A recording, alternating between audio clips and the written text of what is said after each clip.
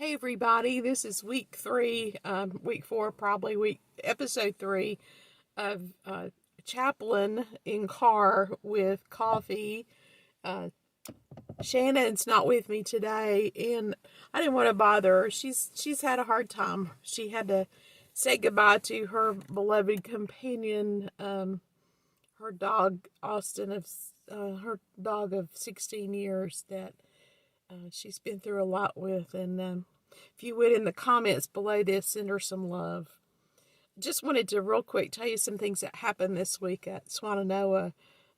Monday morning, went in and started wearing a mask, and I'll tell you more about that in a little bit. I had a panic attack and had to work through that, and start kind of get used to the mask. The other thing that happened this week was we started sending some women out to complete their sentences in the community under supervision of community corrections. Most of them, I think, are with their families. A few of them are in transition facilities. They started out women who were older and who had chronic health issues, and then I think a few women who were already cleared to do home passes, and then I think they were starting with this is public information. They were starting with people who were on work release, and these are all people who would release in 2020, and have served the majority of their sentence, and just trying to free up some bed space, but also to make sure that people who are extra vulnerable are not in such a confined space. If we were to have an issue, we don't at our facility. To my knowledge, everybody is healthy. Of course, just like in the community, there always can be that person who doesn't know that they're asymptomatic and don't realize that they have an issue. And so just freeing up bed space and making more room. The thing that's different about Swannanoa that you might not know if you've never been there is that we're very different from a lot of the state prisons. Our buildings, we have 4 dormitories, and they're spread out. We have beautiful green space. We're surrounded by the mountains of western North Carolina, Mount Mitchell to our north, and then in the Swannanoa Valley. So it's like we're just held in the palm of God's hands, truly, where we are. And the housing situation, the women, there are only 2 of them to a room. And so it's much different than if you were in a place where you had 32 or 40 people on bunks in one big space. So we don't have that issue to deal with, but still working really hard to make sure everybody's safe, and that keeping people separated, which is really difficult, but keeping them separated by dorm, just in case we did need to track and to need to mitigate and to contain. They're really staying on top of all of that, and I'm so grateful to our leadership at our facility. They're doing a fantastic job. Let's see, the other thing that I did this week, I had to, we can't do corporate worship anymore, rightly so.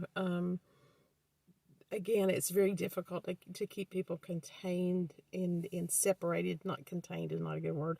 Separated by dorm when they're coming over to the chapel, even though we may ask them to do that. Still probably just too many people in a small space. And I really am not upset that I don't have to preach 4 times tonight like I did a couple of weeks ago. That was a challenge. Did it, and I managed it, but whew, that was something. So what I did this week was Shannon helped me. We reached out to some of our friends and asked for some ideas. Got the idea from our friend Mark Seiler to give them the lectionary passage, the gospel passage for the week, and let them read it and ask themselves, what is the good news in this passage? And So we took that idea and fleshed it out a little bit more, gave them a couple of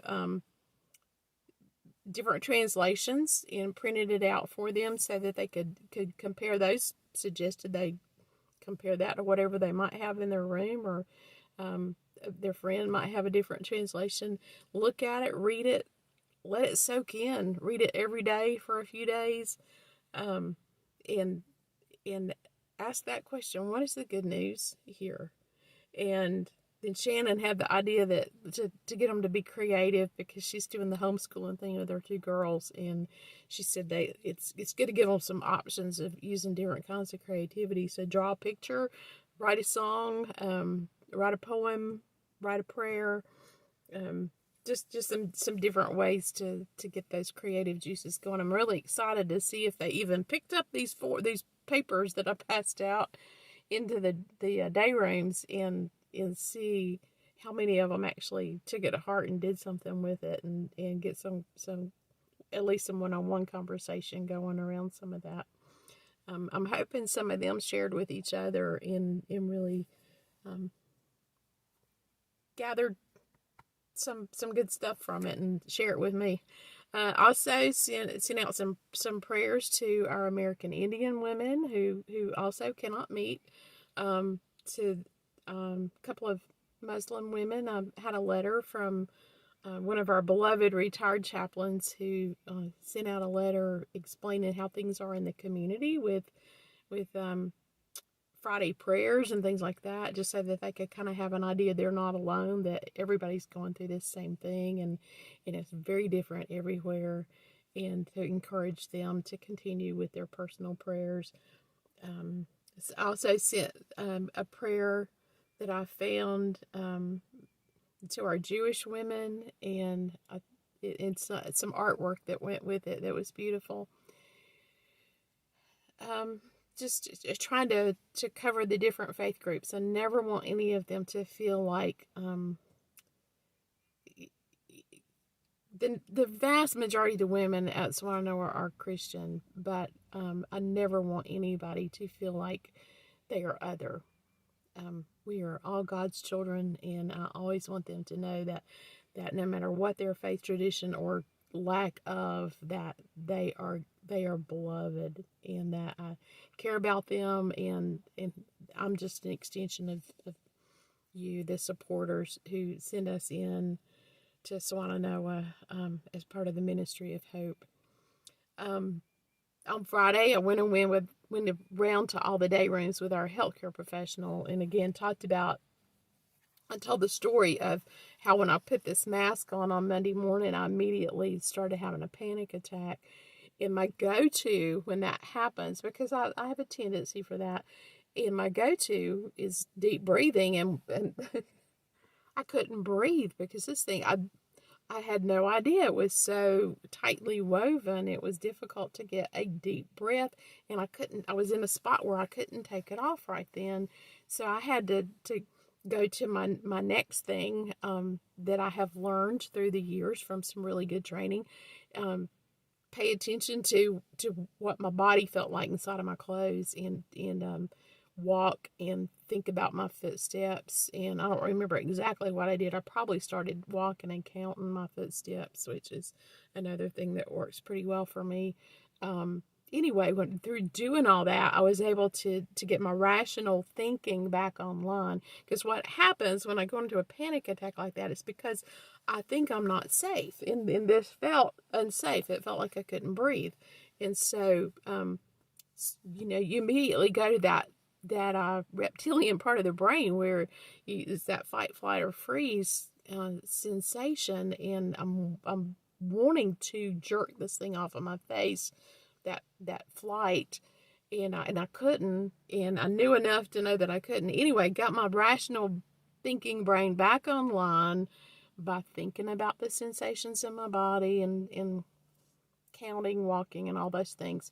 And then once I had my rational brain back in gear, then I was able to tell myself, this is not hurting me, this is helping me. So if you're having trouble with a mask, there's a little bit of science behind that, and you can work your way through it. And the good thing is the more you do it, um, you stop having the panic because you anyway, it's good neuroscience. Learn more about it. It's fun stuff.